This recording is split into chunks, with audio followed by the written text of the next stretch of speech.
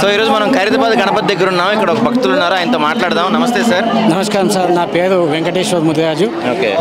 ఇక్కడ మేము గణపతిని ప్రతి సంవత్సరం వచ్చి దర్శనం చేసుకుంటుంటాం.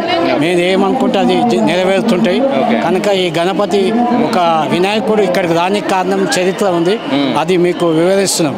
ఎందుకంటే గతంలో కొన్ని 70 సంవత్సరాల కింద సుట్ట శంకరయ్య అని ఒక అడుగుతోని స్థాపించిండు ఈ విగ్రహాన్ని. తర్వాత ఇప్పుడు 70 సంవత్సరాలు అవుతుంది. ఈ 70 అడుగుల వినాయకుడు నిర్మించారు. ఎందుకంటే ఇవాళ ఈ సుట్ట శంకరయ్య కాంగ్రెస్లో ఒక కాంగ్రెస్ నాయకుడిగా ఉండే ఆ రోజుల్లో శంకరయ్య ఈడ వినాయకుని పెట్టడం వల్ల ఎందరికో ఖైరతాబాద్ అంటే ఇలా ప్రసిద్ధిగాంచిందంటే ఆ సుట్ట శంకరయ్య నిర్మాణం కోసం. ఆ రోజుల్లో ఈడ గణపతి విగ్రహాన్ని నెలకొల్పితే ఆనాటి ప్రధాని నెహ్రూ కూడా వచ్చి ఇక్కడ దర్శనం చేసుకొని శంకరయ్యతో మాట్లాడిండు. కనుక ఇది 70 సంవత్సరాల నుంచి వాళ్ళ కుటుంబం కంటిన్యూగా చేస్తుంది.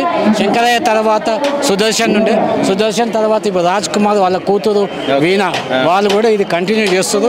ఇలా ఈ భారతదేశమే కాక ప్రపంచంలో కూడా ఖైరతాబాద్ అంటే వినాయకుడు అంటే చాలా అద్భుతంగా ఈ కార్యక్రమం నిర్వహిస్తారు. ప్రభుత్వం కూడా మంచిగా ప్రజలకు ఎటువంటి ఇబ్బందులు లేకుండా అన్ని సదుపాయాలు చేసి చాలా అద్భుతంగా వాళ్ళ యోగక్షేమాలు చేస్తూ ప్రజలకు ఎటువంటి ప్రాబ్లం లేకుండా చూస్తుంది సార్. Thank you.